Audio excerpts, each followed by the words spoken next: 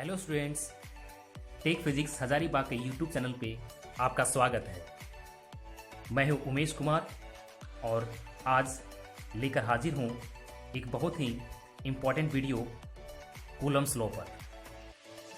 ये Coulomb's law क्या है, इसका क्या इम्पोर्टेंस है, इसका हम क्यों यूज करते हैं, अभी हम लोग जानेंगे। उससे पहले थोड़ा सा हम ये जान लें कि अगर स्पेस में दो मासेस हैं तो ये दोनों मास के बीच में फोर्स ऑफ अट्रैक्शन लगता है, जिसे हम कहते हैं ग्रेविटेशनल फोर्स। तो ग्रेविटेशनल फोर्स ये दोनों पॉइंट मासेस के बीच में जो लगेंगे वो हमेशा हमेशा अट्रैक्टिव होंगे। लेकिन अभी हम जो पढ़ने जा रहे हैं कि अगर स्पेस में दो पॉइंट चार्जेज होंगे तो उनके बीच में कैसा फोर्स लगेगा। तो आइए पहले इसका हम स्टेटमेंट को देख लें कि क्या है ये।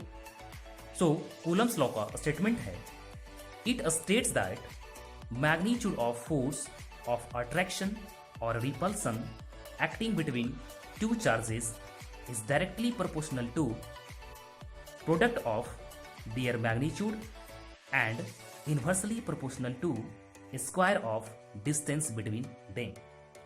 मान लेते हैं कि हमारे पास दो पॉइंट चार्जेस हैं, एक का नाम Q1 है, दूसरा Q2 है। ये दोनों एक दूरी पे रखे हुए हैं। मान लेते हैं ये दूरी दोनों के बीच में R है। तो इस दो पॉइंट चार्जेस के बीच में आपस में एक फोर्स लगेंगे। अब ये फोर्स कैसा होगा, अट्रैक्टिव होगा, रिपल्सिव होगा, ये डिपेंड करता है कि ये दोनों जो चार्जेस हैं ये दोनों का नेचर क्या है।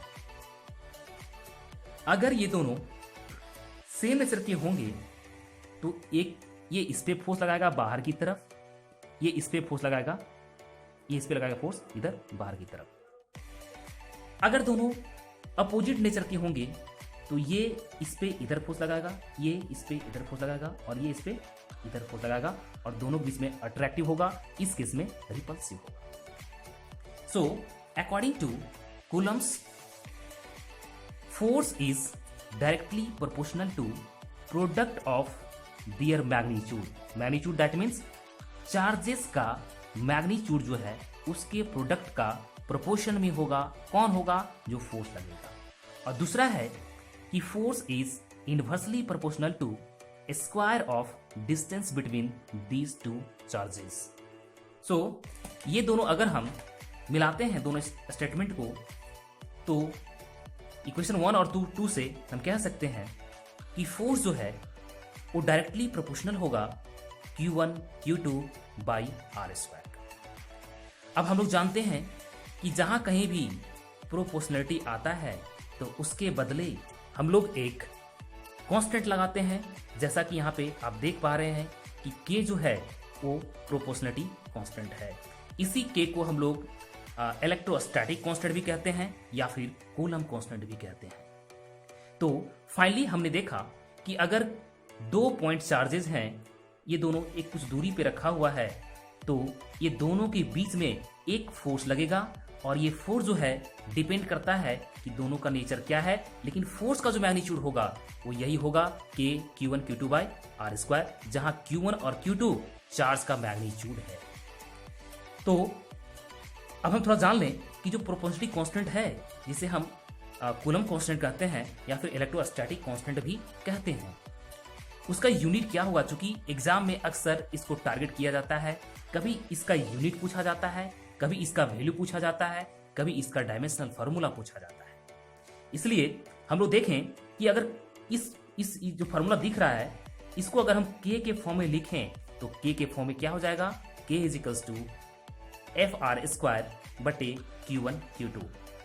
अगर इसका हम SI यूनिट फाइंड करना चाहते हैं तो SI यूनिट क्या हो जाएगा, न्यूटन मीटर स्क्वायर पर कूलम्ब स्क्वायर। ये कहां से आया आप देख सकते हैं, ये फोर्स है, ये डिस्टेंस है, ये चार्ज है और ये भी चार्ज है। फोर्स के बदले न्यूटन, डिस्टेंस का स्क्वायर यहाँ पे है इसी मीटर स्क्वायर और कूलम्ब इंटू कूलम्ब स्क्वायर। इसके बाद इसका डायमेंशनल फार्मूला भी अक्सर पूछा जाता है। तो डायमेंशनल फार्मूला क्या हो जाएगा इसका, L⁻3 T⁻⁻4 एंड A⁻−2 होगा। जहां पर K का वैल्यू ये एक्सपेरिमेंटली देखा गया है कि के का वैल्यू 9 × 10⁹ न्यूटन मीटर स्क्वायर पर कूलम स्क्वायर होता है।